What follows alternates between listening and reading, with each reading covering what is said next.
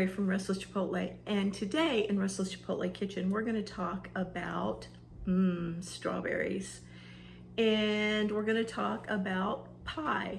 And when they come together, they make this delicious fresh strawberry pie. Now, this is a vintage recipe, and some of y'all that are older like me might remember this from Shoney's or Big Boy. I think there was another name for that restaurant chain back in the 60s and 70s. It's made with Jello, which holds the fresh strawberries together, and it's no bake other than the crust. You could make it with strawberries or raspberries, and I'm willing to bet you're gonna love this. So let's head over to the kitchen and see how it's done. Okay, we have our baked pie crust, and we're gonna set that aside. And then the next thing we're gonna do is stem and slice the strawberries. So we need about 2 cups. To stem the berries, you take your berry and a small sharp knife and insert it in like that, and then just twirl the strawberry around, and the crown part falls right out. Then you just take any extra stem off and slice the berries up like that. We want about 2 cups. So there's about 1 cup in there. And watch when you do this that you don't put the knife so far through that you stab yourself in the finger. It's been done by me more than once. All right, I like to make that a generous cup. So we've got a generous 2 cups of strawberries.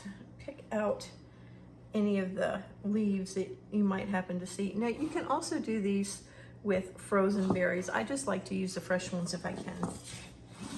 And you're gonna take the berries and lay them in the crust. There's not a right or a wrong way to do this. Just put it, get them in there. I like to have a good thick layer. So I usually try to start out with a single layer and then just start piling them on top. Now, there's going to be like spaces and holes, but when we pour on the gelatin topping, those will hopefully all get filled in. So that's why it doesn't matter a whole lot exactly how you do this, as long as you get them in there. Kind of want it to look pretty when it's done, but we're gonna have ways to fix that too. And then if you see that you don't have maybe as much thickness of berries as you'd like, it's not gonna hurt to put more berries in there. And that's exactly what I'm gonna do right now. So the pie crust is full of berries. There's not a lot of holes, and it mounds up relatively well over the crust. So I'd call that filled. What about you? All right, we're gonna add the sugar and the cornstarch to a pan and mix that up. And then we're gonna very carefully add the water while we're mixing.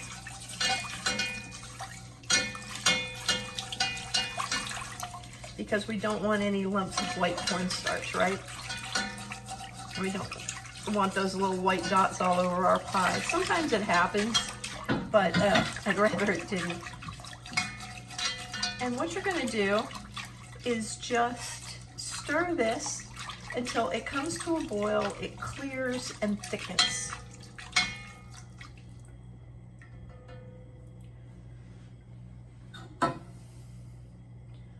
And you're gonna wanna stir it every once in a while just to make sure that nothing is getting stuck to the bottom. All right, it's starting to thicken up right now. It's becoming more transparent, and you can tell that the liquid is thicker than it was.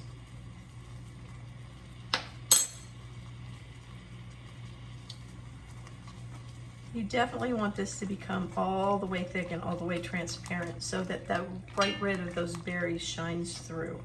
I think we're just about there. Now remember, the cornstarch is going to help thicken it, but it's the Jello that is going to do most of the thickening. So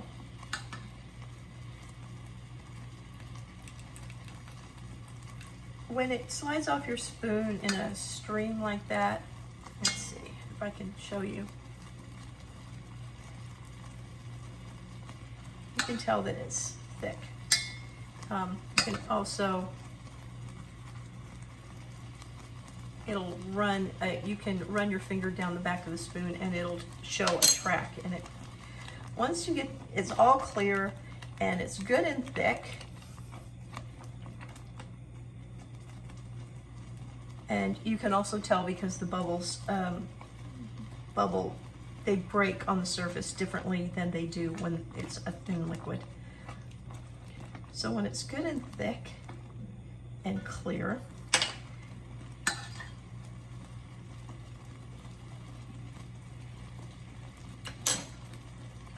then it's time to put the gelatin in and stir it up good and turn your heat off. Now what you're doing right now is you're wanting to get that gelatin dissolved in that hot liquid, or the hot sugar and water and cornstarch mixture.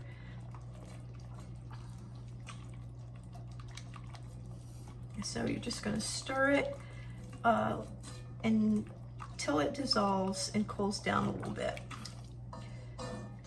You can tell when it's all the way dissolved by putting the spoon in and getting a little of the liquid and putting your finger in it. If you rub it between your fingers and you don't feel any graininess, that means that it's totally dissolved, and it's even starting to thicken up even more now.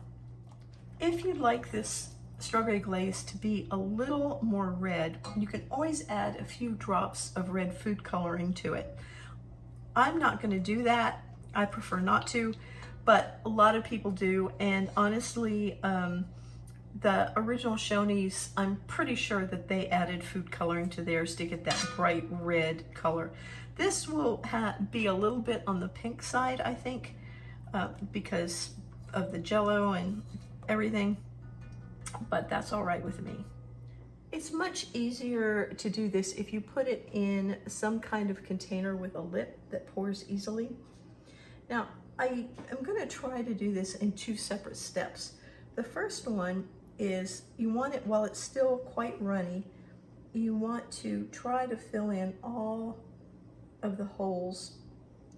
Just slowly pour your glaze, your Jello mixture in, and get everything all filled up.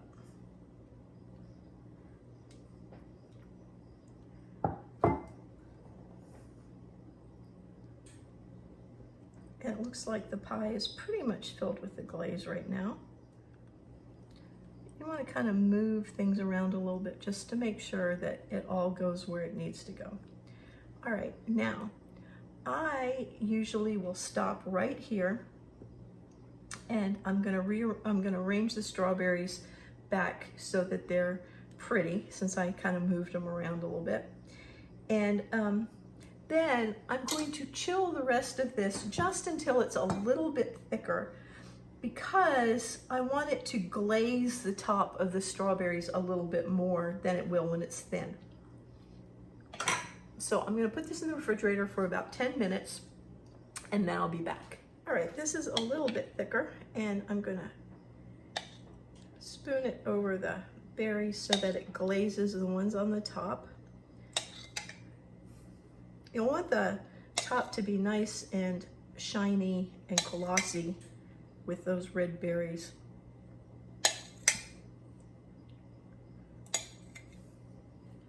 And I think it does that a little bit better if you get a chance to thicken up a little bit before you do it. And there it is. Now I'm going to cover it with plastic wrap and put it in the refrigerator for 2 to 4 hours. I actually like to keep it in overnight. I think it sets better that way, but you want at least a minimum of 2 hours.